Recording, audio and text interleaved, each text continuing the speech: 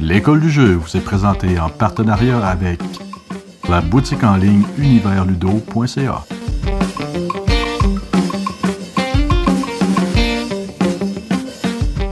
Hey, salut la gang, c'est JP pour l'école du jeu. Aujourd'hui, je vous présente l'un de mes plus récents coups de cœur, Pulsar 2849. Un jeu de sélection de dés, sélection d'actions parmi une panoplie, que dis-je, parmi un univers de possibilités. Ça devrait vous intéresser. On regarde ça. Voici donc ce à quoi la mise en place peut ressembler une fois les composantes toutes préparées. Alors, comme vous le constatez, c'est un jeu qui prend beaucoup d'espace, mais je voulais vous donner une idée globale de tout le jeu avant de vous l'expliquer en détail. Alors, rapidement, ce qu'on retrouve, juste ici, nous avons le plateau central qui représente l'univers avec différentes tuiles galaxies qui sont posés face cachée. Nous avons tous les dés. Alors, dans une partie à 4 joueurs, nous avons 9 dés gris plus le dé rouge qui vient s'ajouter. Nous avons ici l'espace où nous allons placer les dés disponibles, ajuster la médiane, ainsi que les deux pistes juste ici qui sont la piste d'ordre de tour et la piste de technologie. Nous avons aussi un petit plateau pour acheter les girondes, les développer, ainsi que des bonus, des points bonus pour ceux qui vont réussir à accomplir certains objectifs. Nous avons les objectifs de fin de partie qui sont décrits juste ici. Nous avons aussi les jetons modificateurs qui est possible de récupérer en cours de partie. Nous avons ici les technologies qu'il sera possible de développer. C'est en fait aussi la piste qui nous informe du nombre de tours qu'il reste avant la fin de la partie.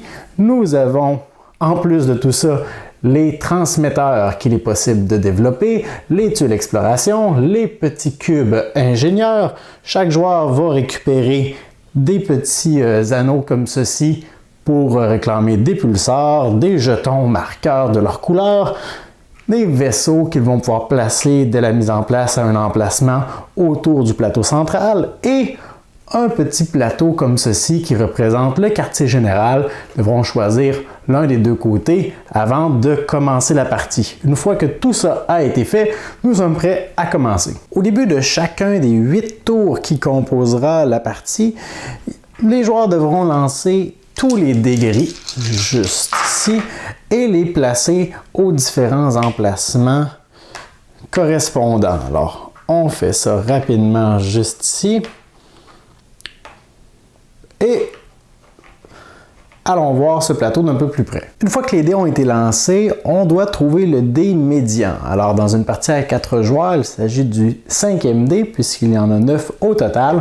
On compte donc 1, 2, 3, 4, 5. Alors, la médiane est juste ici. On cache ensuite cet emplacement. On détermine de quel côté il y a plus de dés. Alors, présentement, c'est de ce côté.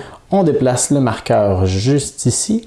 Et nous sommes prêts à procéder. C'est maintenant la phase de sélection de dés. Alors, on se fie à l'ordre de tour qui est indiqué par l'ordre de ces petits vaisseaux. On commence par le joueur vert qui va devoir sélectionner l'un de ces dés.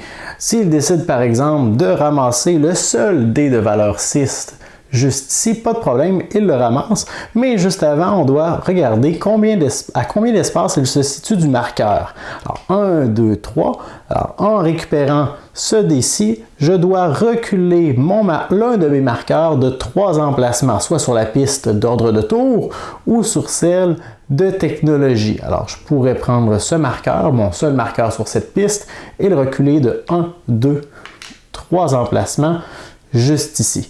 On procède ensuite avec le joueur bleu, le joueur rouge, le joueur jaune qui aurait également ajusté leur marqueur. Et une fois que tout le monde a sélectionné un dé, on continue à en sélectionner un deuxième, mais cette fois-ci en ordre inversé.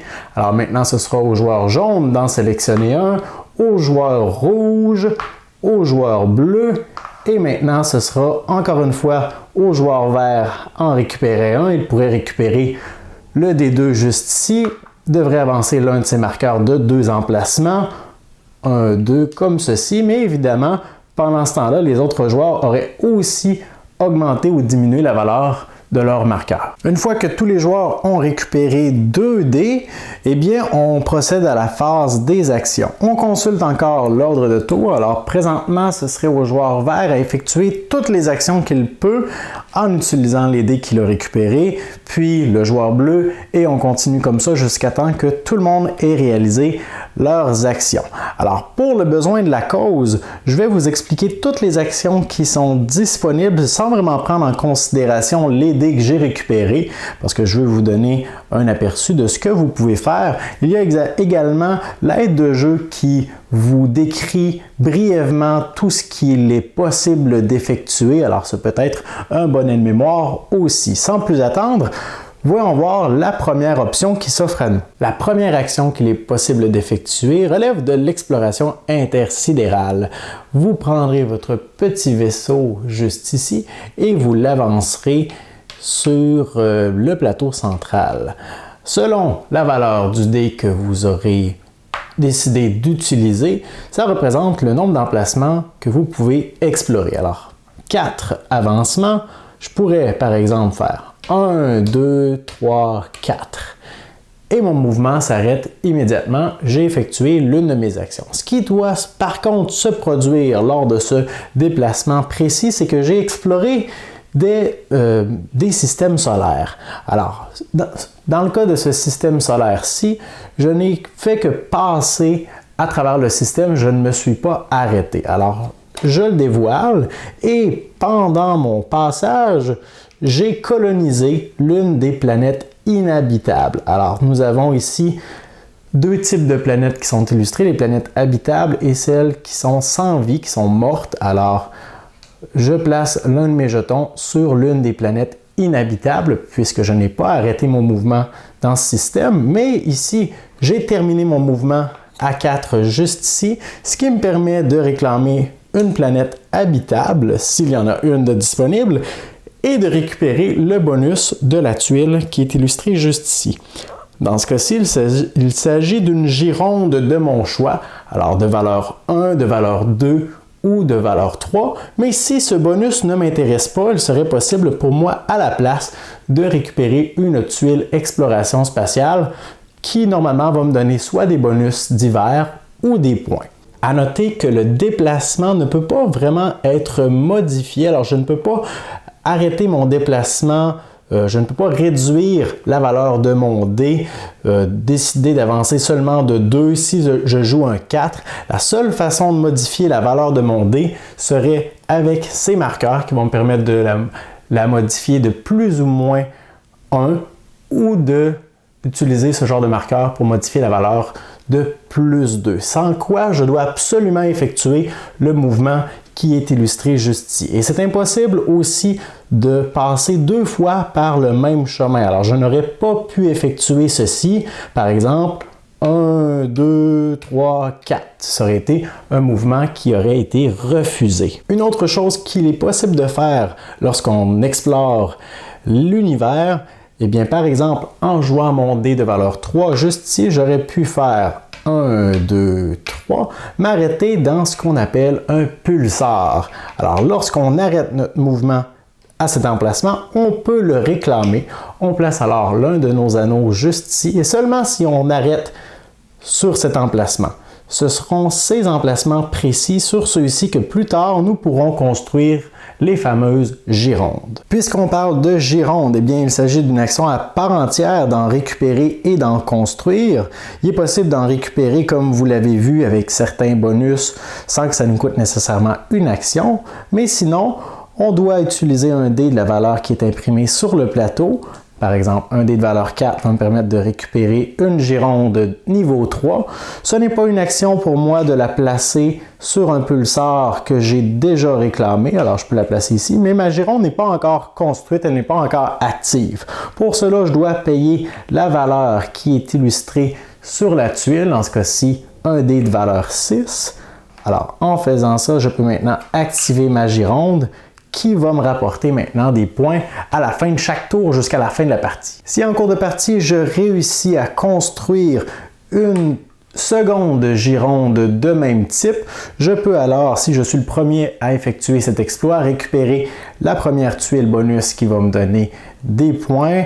Il y aura également des points qui seront attribués pour le deuxième joueur à effectuer cet exploit. À chaque tour, 3 nouveaux transmetteurs seront disponibles. Il s'agit d'une action pour les joueurs d'en récupérer une tuile. Pour ce faire, vous voyez que chaque transmetteur est différent, ne serait-ce que par les bonus qu'ils vont vous donner, par les coûts en dés qui vous sont demandés et aussi par certains emplacements sur les côtés qui figurent la moitié d'un dé. Alors, je vous explique tout ça. Premièrement, pour une action, les joueurs peuvent récupérer l'une de ces tuiles. Ce qu'on doit faire, c'est tout simplement payer l'une des valeurs qui est illustrée. Alors, avec un dé de valeur 5, je peux récupérer cette tuile juste ici qui me demande au moins un dé de valeur 5. Alors, j'ai déjà payé ce dé. J'y appose l'un de mes marqueurs et je viens déposer cette tuile devant moi. Elle est présentement en construction. Alors, plus tard en cours de la partie, peut-être même au cours du tour actuel, je vais pouvoir payer un autre dé de valeur 2 cette fois-ci pour payer le second emplacement qui m'était demandé. Alors, lorsque tous les emplacements sont payés, on peut alors tourner la tuile de côté et notre transmetteur devient actif. Lorsque notre transmetteur devient actif, nous avons certains bonus qui sont touchés immédiatement. Il s'agit de ces bonus qui sont dans un encadré, une espèce de bleu pâle, oui c'est ça. Alors dans ce cas-ci, 15 points qui nous sont donnés immédiatement. Et on retourne la tuile de ce côté, elle est maintenant active devant moi. Alors pour ce qui est de cette tuile-ci, on avait seulement un bonus lorsqu'on l'active et une moitié de dés juste ici. Mais certaines autres tuiles qui sont parfois plus coûteuses, comme vous voyez ici, on a 3 dés à payer pour l'activer, vont vous permettre d'obtenir un bonus de points ou quoi que ce soit lorsque vous allez l'activer, mais également les emplacements ici dans les encadrés verts indiquent un revenu que vous allez toucher à la fin de chaque tour. Alors, un cube ingénieur ainsi que 2 points qui seront générés à chaque tour. Imaginons que ceci est mon transmetteur. Je réussis à le réaliser. Alors, je récupère mes points, je retourne ceci. De ce bord-là, mon transmetteur est maintenant actif. Plus tard, lors de la partie, je récupère une seconde tuile transmetteur. Je dois alors, lorsque j'en paie un dé, décider si je me commence une nouvelle série de transmetteurs ou si je le joins à une série existante. Alors, pour cela, je devrais faire connecter les demi-dés de chaque côté. Alors, juste ici, je n'aurais pas pu procéder de cette façon parce qu'il n'y a pas de dés de ce côté. Voilà. Et lorsque je vais avoir activé cette tuile, je vais toucher mes points. Je vais maintenant générer un revenu au début de chaque tour, mais également, en activant ma tuile, je forme un dé rouge de valeur 3 juste ici. Alors, pour le tour où j'ai réalisé cet exploit, j'ai la possibilité d'obtenir un dé supplémentaire de valeur 3 pour effectuer n'importe quelle action possible. La prochaine action va vous permettre de développer des technologies parmi celles disponibles juste ici. Alors, je vous disais que la flèche qui est là nous permet de savoir à quel tour nous sommes rendus, nous permet de prévoir la fin de la partie, le 8e tour, mais en plus de ça, elle nous débloque à chaque nouveau tour de nouvelles technologies. Au début de la partie, seulement celles du bas seront disponibles. Lorsqu'on sera rendu au 3e tour, toutes celles qui sont ici seront disponibles pour les joueurs. Il s'agit donc d'une action de, par exemple, payer un dé de valeur 5 juste ici, comme cela, pour placer l'un de ces marqueurs sur l'un des emplacements qui est illustré sur le plateau des technologies. Alors, il existe différentes technologies. Il y en a qui nous permettent d'améliorer certaines actions qu'on fait en cours de partie. D'autres vont nous donner des bonus à la fin de chaque tour. D'autres vont nous donner des bonus immédiats. tout simplement, souvent des cubes, des modificateurs, de nouveaux dés, et certaines technologies nous donnent des objectifs, des façons de faire des points en fin de partie. Certaines technologies permettent à 2 joueurs différents de venir réclamer le bonus, comme ceci, alors que d'autres n'ont qu'un seul emplacement disponible. Alors, dans ce cas-ci, dans une partie à 4 joueurs, lorsque le premier emplacement est pris, aucun autre joueur ne peut réclamer cette technologie dans le tour actuel, mais lors du prochain tour, on déplace le marqueur juste ici et un nouvel emplacement serait alors disponible pour quelqu'un d'autre. Évidemment, comme si tout ça n'était pas encore assez, il est possible de développer votre quartier général. Alors, chaque joueur récupère un plateau comme celui-ci. Au début de la partie, avant de lancer les dés, doivent sélectionner l'un des côtés avec différentes actions, mais différents coûts également qui y sont associés. Et pour une action, les joueurs peuvent débloquer certains bonus, certaines compétences. Alors, la façon que ça fonctionne, c'est qu'on doit payer le dé correspondant au bonus que l'on désire débloquer. Alors, je place alors un petit marqueur juste ici et je viens de toucher 2 modificateurs de ce type. Plus tard, je pourrais par exemple payer un dé de valeur 5 pour aller récupérer celui-ci qui va me donner accès à 2 girondes de types différents. Et vous voyez que plus on augmente dans cette pyramide, plus les actions sont intéressantes. Alors, effectivement, c'est une pyramide. Pour obtenir ce bonus, je dois obligatoirement avoir les 2 du dessous préalablement. Payer un dé de valeur 5, ce serait la même chose pour cette action juste ici. Et pour obtenir le dernier bonus de ma pyramide, eh bien, je devrais travailler de l'autre côté avant de pouvoir l'atteindre. En dernier recours, si les résultats de vos dés ne vous permettent pas d'effectuer les actions que vous désirez, vous pouvez, pour certains dés précis, récupérer des modificateurs que vous pouvez utiliser.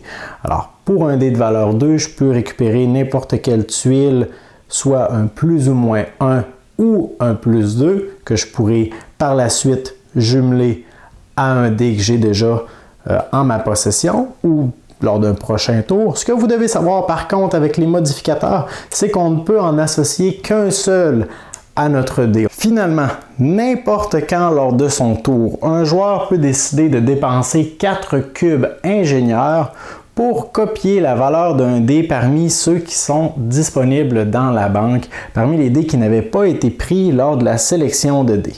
Dans une partie à 4 joueurs, il n'y en aura qu'un seul. Alors en payant 4 cubes ingénieurs, je viens récupérer le dé rouge que je vais placer à la valeur correspondante. J'aurai alors une action bonus pour ce tour-ci. Information importante concernant le dé bonus, le dé rouge, c'est que peu importe le nombre de dés supplémentaires ou le nombre de dés rouges que vous réussissez à obtenir dans un tour donné, vous ne pouvez en utiliser qu'un seul.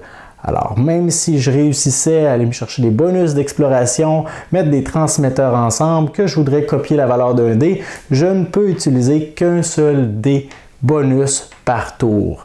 Tous les autres dés qui auraient été récupérés lors de ce tour seront perdus. Une fois que tous les joueurs ont utilisé les dés qui étaient à leur disposition, on procède à la phase de production. La première étape est d'organiser l'ordre de tour.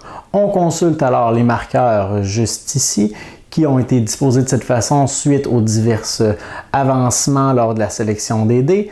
On regarde celui qui est le plus avancé, il devient alors premier joueur. Dans ce cas-ci, il reste premier joueur. Lorsque 2 marqueurs sont l'un par-dessus l'autre, celui qui est sur le dessus est placé avant. Et finalement, le joueur rouge. Nous avons alors notre nouvel ordre de jeu. Par la suite, nous accordons les cubes d'ingénieur selon la piste juste ici. Dans ce cas-ci, le joueur jaune récupère 3 cubes ingénieurs, 2 cubes pour le joueur rouge et un seul cube pour le vert puisqu'il est situé sur le bleu qui ne récupère rien dans ce cas-ci. Si un joueur dégringole sur l'une des pistes et finit dans l'un de ses emplacements, il va perdre ce nombre de points à la fin de chaque tour tant qu'il n'aura pas réussi à s'en sortir. Les joueurs vont par la suite récupérer les revenus qui sont générés par leur transmetteur actif. Les joueurs marquent ensuite les points qui sont associés aux girondes actives. Dans ce cas-ci, 3 points par gironde pour le joueur vert, mais il aurait également été possible d'activer des girondes de valeur moindre.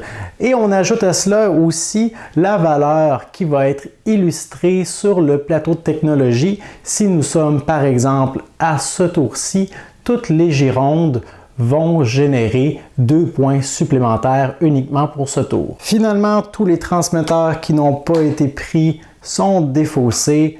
On en dévoile 3 nouveaux qui seront disponibles pour les joueurs pour le nouveau tour.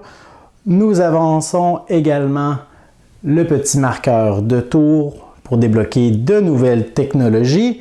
Nous récupérons tous les dés et on recommence un nouveau tour en les brassant à nouveau. Au terme du 8e tour de jeu, on procède au décompte final. On prend les points que vous avez accumulés jusqu'ici et on ajoute à cela tout ce qui est décrit juste ici. Alors, les technologies violettes, si vous avez réussi à en débloquer, elles vous accorderont des points en fin de partie. Nous avons également les personnages qui vous demandent d'effectuer certaines actions ou plutôt de vous concentrer sur certaines choses, récupérer des types de girondes pour faire des points, par la suite être en mesure à la fin de la partie de donner des cubes ingénieurs supplémentaires pour débloquer encore plus de points. Alors à chaque partie, il y aura des personnages avec des objectifs différents qui seront disponibles, une autre façon de faire des points. Les pulsars que vous aurez réclamés sans y construire de girondes vous donneront des points. Les girondes récupérées, mais que vous n'aurez pas le temps de construire. 2 cubes ingénieurs pourront se transformer en 1 point. La position des joueurs sur la piste d'ordre de tour vous donnera également des points. Et finalement, ce qui rapporte beaucoup, ce sont les explorations. Pour chaque jeton exploration que vous aurez placé sur le plateau, vous marquerez un nombre de points correspondant à l'échelle qui est juste ici. Au terme de tout ce grand décompte, le joueur avec le plus grand nombre de points est déclaré grand vainqueur. Alors, en quelques mots, Pulsar m'a propulsé dans un autre univers. Franchement, j'ai été tellement surpris par le jeu. Je savais que j'allais aimer, que j'allais apprécier parce que j'aime beaucoup le mécanisme de sélection de dés, de draft. Ça me faisait beaucoup penser à 2 jeux que j'aime beaucoup de ce même type, Castle of Burgundy et Grand Austria Hotel, que j'affectionne beaucoup. Et Pulsar vient de grimper les échelons à une vitesse incroyable. J'aime sa rejouabilité. Peu importe le nombre de joueurs, le jeu va un peu changer. À 2 joueurs, c'est la plus grande différence. C'est qu'on va avoir 2 jetons sur chaque piste hors de tour et la piste pour récupérer les cubes d'ingénieurs. On va aussi avoir 2 vaisseaux pour déterminer l'ordre dans lequel on va ramasser nos dés. Alors, c'est possible que j'en ramasse un, que tu en ramasses 2 et que je ramasse le dernier, mais on va effectuer les actions un après l'autre, c'est-à-dire que si c'est moi le premier, je joue toutes mes actions et tu termines ensuite toutes tes actions. Et comme je le disais, le point fort du jeu, c'est sa rejouabilité. Ne serait-ce que pour les tuiles technologie, il y en a des tas et des tas qui sont recto-verso. On peut effectuer différents agencements. Les plateaux de HQ, en français, c'est le quartier général. Alors, il y en a 4 recto-verso aussi qu'on peut exploiter ou non. Les tuiles transmetteurs, il y en a tout plein. Et elles restent en jeu seulement un tour. Alors, si on en voit une qui est super intéressante, mieux vaut sauter dessus immédiatement parce qu'au prochain tour, quelqu'un d'autre risque de l'avoir ramassé ou elle sera balayée par le jeu. Pulsar est un jeu qui va, comme je le disais, vous donner mal à la tête, mais un mal de tête parce qu'il y a tellement de possibilités, il y a tellement d'actions et d'avenues à explorer, vous voulez tout faire. Et on peut penser que, wow, ok, l'exploration, ça rapporte un paquet de points en fin de partie, hein? On peut aller jusqu'à 50 points, c'est vraiment beaucoup, mais sur un pointage total d'environ 175 points, ça représente un bon paquet, mais il y a tellement d'autres façons de faire des points, on peut aller en récupérer tout au long de la partie avec nos transmetteurs transmetteurs, avec nos girondes qu'on a activées dès le début de la partie, avec nos améliorations. C'est un casse-tête, mais quel beau casse-tête, quelle belle aventure, quelle expérience. À chaque fois, on peut se dire, et ça c'est vraiment une richesse dans un jeu, on peut se dire, ok, cette fois-ci, je laisse tomber l'exploration et je me concentre sur quelque chose d'autre. Et toutes les stratégies sont viables. Il n'y en a pas une qui ressort, pour laquelle on pourrait dire « Wow, ok, si quelqu'un se concentre sur cette stratégie-là, franchement, il remporte la partie, il n'y a aucun moyen de l'arrêter. » Non, toutes les stratégies sont intéressantes et valent la peine qu'on les essaie. Et c'est franchement la plus grande force du jeu. On n'y a joué seulement qu'à 2 joueurs jusqu'à présent et uniquement des belles expériences. Ma conjointe, lors de la première partie, n'était pas trop certaine, surtout à cause de la thématique science-fiction dans l'espace, des vaisseaux, l'exploration intersidérale. Alors, elle n'était pas trop certaine, mais finalement, je vous assure qu'elle a apprécié l'expérience et elle m'a dit à la fin de la partie qu'elle avait été agréablement surprise, qu'elle commençait avec aucune attente et même dans le négatif, là, ses attentes étaient en dessous de nul et finalement elle a tellement aimé. Alors vraiment un grand succès pour nous. C'est pas pour rien que c'est ma suggestion de la semaine aussi. Je vous recommande d'y jeter un œil. En tout cas pour moi, ce fut tout un coup de cœur. Merci, à la prochaine.